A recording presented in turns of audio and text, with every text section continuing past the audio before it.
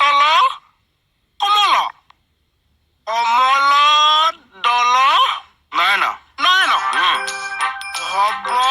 দ্ৰৱ দহন গহন গহন বন হয়ন নপৰে নপৰে পৰে হঠাৎ গময় মাইদ এই কবিতা ভাগ কোনে লিখিছিল গুৰু জনাইছা চা আকাৰ ইকাৰ নোহোৱাকে এই ভাগ কবিতা মানে মা মছলা একোৱে নিদিলে 12 বছৰ বয়সতে লিখিছিল এতিয়া কথাটো হৈছে আমি প্ৰথমে জানিব লাগিব স্বৰবৰ্ণ স্বৰবৰ্ণ লিখি কৈছা কিয় মালটো চেষ্টা কৰি ললো এতিয়া বেলেগ এটা শিকাওকচোন কমপ্লিট কেইটা এই ৰাজবাক ফোন এটা কৰি মতাওক কিয় কি হ'ল এই কথাটো সুধ এ মজা দেখোন একেবাৰে ডাঙৰ ডাঙৰ বম ফুটা দি ফুটি গৈছে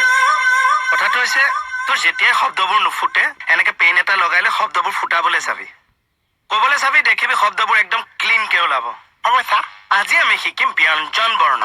এইটো কি বৰ্ণ স্বৰবৰ্ণৰ নিচিনা যেনেকে স্বৰবৰ্ণ লগত ব্যঞ্জন বৰ্ণ মানে দুটা ককাই ভাই নিচিনা নিশ্চয় না ব্যঞ্জন বৰ্ণ ক বেজন বৰ্ণ হৈছে ব্যঞ্জন বৰ্ণ বেজন বৰ্ণ ন্যয় ইয় জয় জ আঞ্জ আজ নেজা জ ব্যঞ্জন বেজন ব্যঞ্জন বৰ্ণটো ক আপুনি কওক না সেইটো কোৱা নাই মই কৈছো যে ব্যঞ্জন বৰ্ণটো ক মই কেনেকে ক'ম আপুনি শিকাইছে আপুনি কওক মই কৈছো কটো ব্যঞ্জন বৰ্ণ ক খ ক